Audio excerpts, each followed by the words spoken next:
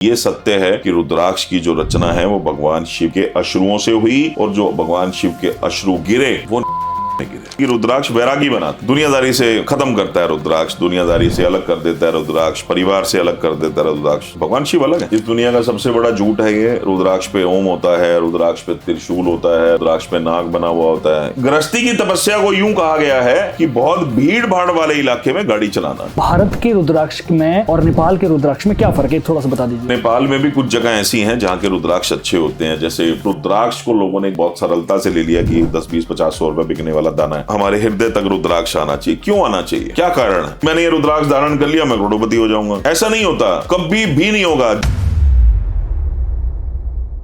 रुद्राक्ष को लेकर एक चीज तो मुझे लगता है सबने सुनी होगी कि रुद्राक्ष का निर्माण, रुद्राक्ष की उत्पत्ति महादेव के आंसुओं से हुई थी।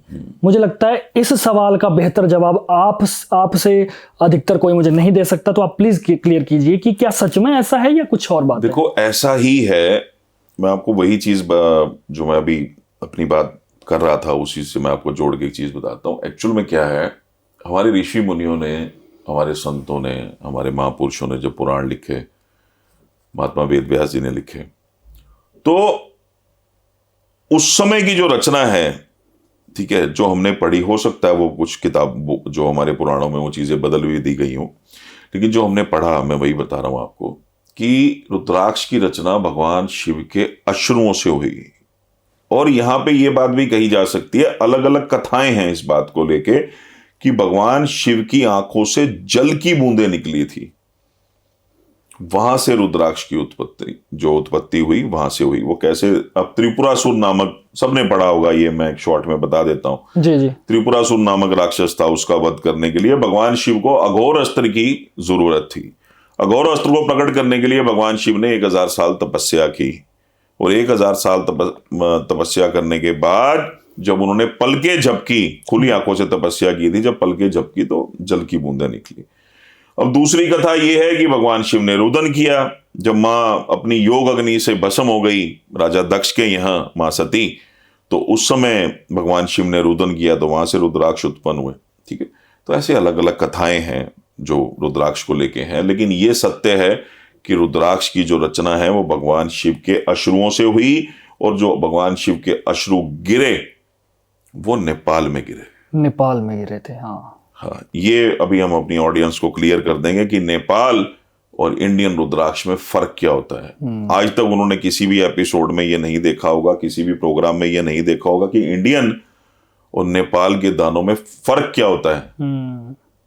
वो हम उनको आज जरूर बताएंगे। बिल्कुल बिल्कुल। मैंने भी मतलब कई बार इंक्वायरीज आती है या कभी पूछते कि ठीक है नेपाली रुद्राक्ष चाहिए, तो मेरे ख्याल से ऑडियंस को ये चीज़ें क्लियर होनी चाहिए कि जो नेपाली रुद्राक्ष को और अगर इंडियन रुद्राक्ष, एक तो रुद्राक्ष की पहचान भी हम बड़े डिटेल में करेंगे आज, आप चिंता मत कीजिए। अगर आपने पहना भी है, अगर आपको शंका भी है कि जो आपने पहना है वो सही है या गलत है या जैसा भी है, उसके बारे में भी आपको घर बैठे ही खुद ही पता लग जाएगा, वो भी हम बात करेंगे। लेकिन अभी हम ये बात कर रहे हैं कि भारत के रुद्राक्ष में और नेपाल के रुद्राक्ष में क्या फर्क है, थोड़ा सा बता दीजिए। देखिए, बहुत ज्यादा फर्क है, सारा ही फर्क है। अगर मैं कहूँ यहाँ के रुद्राक्ष, तो शायद कुछ एक नस्ल ऐसी होंगी जो रुद्राक्ष हैं, बाकी वो रुद्राक्ष ही नहीं है जो भारत के। ओके। देखिए, नेपाल में भी कुछ जगह ऐसी हैं जहाँ के रुद्राक्ष अच्छे होते हैं, जैसे खांडबाड़ी, डिंगला, तराई वैली, भोजपुर, है ना। यहाँ के रुद्राक्ष बहुत अच्छे क्वालिटी के, मतलब क्वालिटी की बात करूँ तो भारी दाने होते हैं, पके हुए दाने होते हैं, उनके कंपार्टमेंट्स कंप्लीट होते हैं। तो ऐसी बहुत सारी चीजें होती हैं जो वहाँ के दानों में होती हैं। ठीक है। और जो नीचे नेपाल के नीचे का इलाका है जो बॉर्डर का, वहाँ के दाने अच्छे नहीं होते हैं। ठीक है, बहुत हल्के दाने होते हैं, मतलब कंपार्टमेंट्स कंप्लीट नहीं है उन दानों के, और बहुत सारी चीजें होती हैं जो क्वालिटी उनमें नहीं है। तो बट वो अगर रेट वाइज में बात करूँ तो वो बहुत सस्ते होते हैं नेपाल में।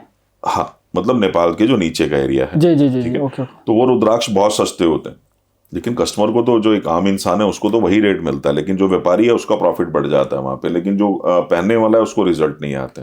ओके।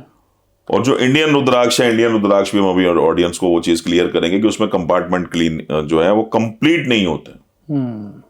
ठीक है, जैसे अब इंडियन 2 मुखी दाना है, वो कुछ नहीं है, वो सिर्फ एक गुठली है, उसके अंदर एक बीज है, उसके अंदर कोई 2 कंपार्टमेंट नहीं है। तो ये सब चीजें जो है बहुत जरूरी है, मतलब कि हमारी जो ऑडियंस है उस चीज को समझे। उसका रीजन एक बताता हूं आपको। रुद्राक्ष को लोगों ने बहुत सरलता से ले लिया कि 10-20-50-100 रुपए बिकने वाला दाना है, ठीक है। रुद्राक्ष के रूप में स्वयं भगवान शिव विराजमान है इस धरती पे। मैं ये कह सकता हूं अपने एक्सपीरियंस से, जो भी परमात्मा की कृपा से 2 शब्दों का ज्ञान हुआ जी, कि मतलब इतना सरल नहीं है रुद्राक्ष को समझना। अब आप एक चीज देखिए, पहली बात तो ये कि मैंने कहा ना, यह चमत्कार नहीं होते हैं। रुद्राक्ष जब आप धारण करोगे, अब यहां ये चीज बोली गई कि रुद्राक्ष यहां तक धारण करना चाहिए। मैं एक छोटी सी बात और बता देता हूं कि यहां हमारे हृदय तक रुद्राक्ष आना चाहिए। क्यों आना चाहिए, क्या कारण है? हमारी चेतना है यहां पे, और शिव हमारी चेतना है, ठीक है। वो हृदय के पास रहता है। अब ऐसी बहुत सारी रिसर्च भी हुई। एंटी बैक्टीरियल गुण है रुद्राक्ष के अंदर, इलेक्ट्रोमैग्नेटिक पावर है रुद्राक्ष के अंदर, ठीक है ना। आपके स्ट्रेस को कम करता है रुद्राक्ष, हाई बीपी को कंट्रोल करता है रुद्राक्ष, कोलेस्ट्रॉल को कंट्रोल करता है रुद्राक्ष। बहुत सारी रिसर्च हुई इस चीज को लेके, है ना। लेकिन यहां पे उसको ना एक ही चीज से जोड़ा गया कि रुद्राक्ष करोड़पति बनाता है। तो वहां क्या है, वहां लोगों की ना आस्था खत्म हुई कि मैंने ये रुद्राक्ष धारण कर लिया, मैं करोड़पति हो जाऊंगा।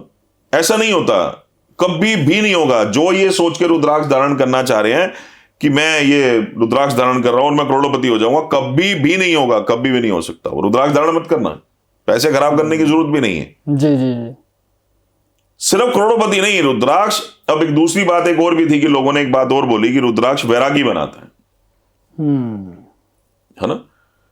दुनियादारी से खत्म करता है रुद्राक्ष, दुनियादारी से अलग कर देता है रुद्राक्ष, परिवार से अलग कर देता है रुद्राक्ष। भगवान शिव अलग है। शिव तो जुड़े हैं ना माता पार्वती के साथ भी। हाँ, उनका परिवार नहीं है। ये ना एक अधूरा ज्ञान है ना, जिसको हम ये कह देते हैं कि हल्दी की गांठ लेके बंसारी बन बैठे वाली बात हो जाती है कि एक अधूरा ज्ञान की रुद्राक्ष। मैं बोल रहा हूं, मेरे 2 बच्चे हैं, मेरा परिवार है, ठीक है, और मैं हमेशा रुद्राक्ष धारण करके रखता हूं। लोगों ने कहा एक मुखी आपको वैरागी बना देगा, मुझे तो नहीं बनाया। हाँ, भक्ति जरूर दी, परमात्मा से जोड़े रखा हुआ है।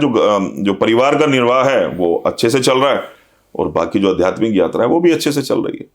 तो क्या पहले राजा महाराजा हमारे जो बड़े बड़े ऋषि हुए हैं, ठीक है, क्या वो ये सब नहीं करते थे? राजा दशरथ ने नहीं किया, या जितने भी बड़े बड़े राजा हमारे यहां हुए, कि एक समय है आपका, जब आप बच्चे थे उसके बाद आप गुरुकुल गए, आपने शिक्षा ग्रहण की, उसके बाद आप जब यंग हुए, जवान हुए, ठीक है, यौवन अवस्था में आए, आपका विवाह हो गया, विवाह होने के बाद आपकी संतान हो गई, संतान होने के बाद आपने उनका विवाह किया, आगे उनके बच्चे देख लिए, उसके बाद आप तपस्या पे चले गए। होता था, ठीक है। राजा जनक, मां भगवती सीता के पिता, उनको अच्छे संतों ने, जो अच्छे संत हुए हैं, उन्होंने उनको महर्षि बोला है। इतना ज्ञान था उनका। क्या गृहस्थी में रहते उन्होंने उस ज्ञान को नहीं पाया? बिल्कुल, गृहस्थ में रहकर ही तो। हाँ, कि गृहस्थ की जो तपस्या है वो बड़ी ही क्यों कही गई है, वो उसके पीछे तो बहुत सारे रीजन है। मुश्किल हुआ है, जंगल जाना तो आसान है। कि गृहस्थी की तपस्या को यूं कहा गया है कि बहुत भीड़ भाड़ वाले इलाके में गाड़ी चलाना, कि जहां बहुत संभल के गाड़ी चला रहे हो, और चलानी भी है आपको। गुरुजी, एक मेरा सवाल है अपना पर्सनल। मैंने अपने आसपास बहुत सारे मेरे दोस्त हैं जिन्होंने मुझे दिखाया कि वो एक मुखी रुद्राक्ष है या 5 मुखी है, कुछ भी है। मुझे बड़ा जूम करके दिखाया कि देखो इसमें ना ओम की आकृति बन रही है, कहीं कहीं त्रिशूल बन रहा है, और बड़ा एक्सपेंसिव, कहते कि हमने हजारों का, अभी नंबर तो मैं क्या बताऊं, हमने इतने का लिया है। और मैं उस समय ये कंफ्यूज हुआ कि यार अगर ये सच में रुद्राक्ष में ओम बन रहा है नेचुरली, तो ये तो अद्भुत चीज है। त्रिशूल बन रहा है, ऐसा नहीं होता है। ये मैं आपसे बेहतर मुझे नहीं लगता कोई बता पाएगा, तो प्लीज आप क्लियर करिए। ये बिल्कुल झूठ है, इस दुनिया का सबसे बड़ा झूठ है ये। रुद्राक्ष पे ओम होता है, रुद्राक्ष पे त्रिशूल होता है, रुद्राक्ष पे नाग बना हुआ होता है, ये इस दुनिया का सबसे बड़ा झूठ है। हाँ, मैं ये जरूर कह सकता हूं, जैसे एक बार मेरे को भी देखना पड़ेगा, क्योंकि जनरली हम ये सब चीजें देखते नहीं है। एक रुद्राक्ष पे हम नजर डालते हैं, जैसे अभी ना ये आकृतियां बनी हुई हैं इस पे, है ना। जी जी जी, जैसे आप रुद्राक्ष पे देख रहे हो। जी जी जी। अब इस पे चांस की बात है कि कोई ऐसा आकृति बन गई जिसमें एक ओम आपको नजर आ रहा है, बस। कंप्लीट आपको ओम नजर आ रहा है, स्वास्तिक नजर आ रहा है, आपको नाग देवता नजर आ रहे हैं, आपको त्रिशूल नजर आ रहा है, ऐसा कुछ भी नहीं होता है। एक रुद्राक्ष मार्केट में आजकल मैं आपको दिखाता हूं कि मेरे पास तो खैर ये 2 पीस में है, लेकिन मैं फिर भी ऑडियंस को समझा देता हूं जी जी कि ऐसे वो रुद्राक्ष बना हुआ होता है ऐसे, और इसके बीच में एक हॉल किया हुआ होता है, एक छोटा सा लकड़ी का नाग उस पे ऐसे करके लगा दिया जाएगा, वो नाग ऐसे हिलता रहता है और उसको ये कहा जाता है कि ये रुद्राक्ष है, इसमें स्वयं नाग प्रकट हुए हैं। ऐसा कुछ भी नहीं होता है। बेवजह अपने लाखों रुपए खराब ना करें, बहुत मेहनत से लोग कमाते हैं। ठीक है, ये मैंने वही कहा ना कि इसको गोरख धंधा बना दिया रुद्राक्ष को। रुद्राक्ष जो है महादेव की एक ऐसी रचना है, एक ऐसा अद्भुत प्रयोग भगवान शिव ने किया कि ऐसा दुनिया का कोई दुख नहीं है जिसके लिए रुद्राक्ष नहीं है, ऐसा कोई रोग नहीं है, ऐसा कोई संकट नहीं है जिसके लिए रुद्राक्ष नहीं है।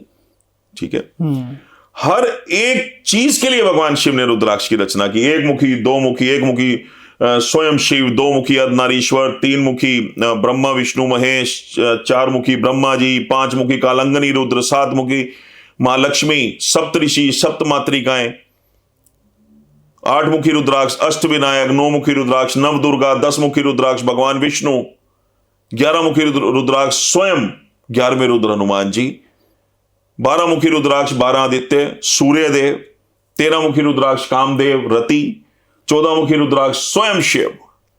भगवान शिव की तीसरी आंख से 14 मुखी रुद्राक्ष निकला था। 15 मुखी रुद्राक्ष पशुपतिनाथ, 16 मुखी रुद्राक्ष महाकाल, 17 मुखी रुद्राक्ष विश्वकर्मा जी, 18 मुखी रुद्राक्ष स्वयं मां पार्वती। तो आप ये देखिए ना, हर एक रुद्राक्ष में परमात्मा ने, भगवान भोलेनाथ ने ऐसी कृपा की कि ऐसी ऐसी शक्तियां डाली हैं उस रुद्राक्ष में, और उसको लोगों ने इतने सरलता से एक वो चीज करके, सच में बोल रहा हूं, मुझे बहुत बार गुस्सा भी आता है कि यार गुरुजी मैंने रुद्राक्ष डाला, मेरे जीवन में तो कोई फर्क आया नहीं। अरे जप कितना करते हो, नाम कितना जपते हो भगवान शिव का, दोनों का कनेक्शन आपस में बनेगा तभी। सर कनेक्शन है, 100% कनेक्शन है। अगर मुझे अपने जीवन में, देखिए जितने भी ऋषि मुनि, मैं फिर वही बात रिपीट कर रहा हूं आप जनता के लिए कि आपका भाग्य आपके स्वयं के हाथ में होता है। पिछला जो करके आए हो वो अब तक भोग चुके हो, आगे अगर अच्छा चाहिए तो नाम जप करो। पर देखो रुद्राक्ष कनेक्शन देता है आपको। जो कुछ लोगों ने बोला, कुछ हमारे संतों ने बोला रुद्राक्ष वैरागी बनाता है, बड़े बड़े संत, बड़े बड़े योगी रुद्राक्ष पहन के घूमते, क्या कारण है? वो पागल थोड़ा है। वो भगवान शिव छोड़ दीजिए, हम उनको भी छोड़ देते हैं, ये तो दुनियादारी है ना। देवों के देव महादेव, जहां ये बात कही गई है कि सब देवों में अगर कोई श्रेष्ठ है तो वो महादेव हैं, वो स्वयं रुद्राक्ष पहनते हैं। ठीक है, तो क्या वो गलत कर रहे हैं? हम उनको गलत नहीं बोल सकते हैं। और एक बात खास, मैं इस टॉपिक से हटके एक ऑडियंस को मैं एक बात कहना चाहता हूं। बहुत सारे कमेंट आए थे कि उस बात का जवाब मैं इस पॉडकास्ट के माध्यम से देना चाह रहा था। वो शायद आपका आने वाला अभी कुछ टाइम बाद एक सवाल होता जो मुझे अच्छा नहीं लगा जी, कि वो ऑडियंस ने ऐसी ऐसी चीजें बोली हैं कि भगवान शिव मदिरा पीते हैं। ये बिल्कुल गलत है, ऐसा किसी पुराण में नहीं लिखा हुआ, ऐसा कहीं भी नहीं लिखा हुआ। भगवान शिव ने विष भी पिया था। तो ऐसे लोगों को ना वो बात भी ध्यान रखनी चाहिए। मैं टॉपिक से हटके ये बात बोल रहा हूं, जरूरी है। एकदम से ध्यान आ गई कि भगवान शिव ने कहीं भी विष नहीं पिया था। भगवान शिव शमशान में रहते हैं, अघोरियों के अघोरी हैं वो, महाघोरी हैं वो। लेकिन ऐसा नहीं है कि वो शराब पीते थे या उन्होंने मदिरा का पान किया। तो ये उस लोगों के सवाल का जवाब है जो बहुत सारे लोग ऐसा ऐसा कमेंट करते हैं। तो मैं वो चीज बता रहा हूं कि महादेव स्वयं पहनते हैं जी, क्योंकि वो तपस्या करते हैं।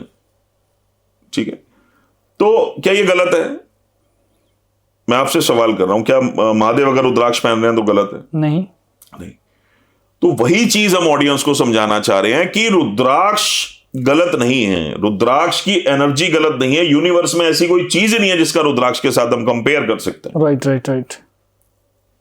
ठीक है, लेकिन उसको प्रेजेंट अच्छे से नहीं किया गया। अब थोड़े से शब्दों में मैंने आपको 18-19 मुखी तक जो भी बताया, ठीक है। अब ब्रह्मा जी भी लॉर्ड हैं, विष्णु जी भी लॉर्ड हैं। अब 21 मुखी रुद्राक्ष है, ठीक है, स्वयं कुबेर, सात मुखी रुद्राक्ष मां लक्ष्मी। तो परमात्मा को इन सब रुद्राक्ष में इतनी शक्तियां देने की जरूरत क्या थी? वो यार कुछ भी पैदा कर देते, महादेव हैं, कुछ भी कर सकते हैं।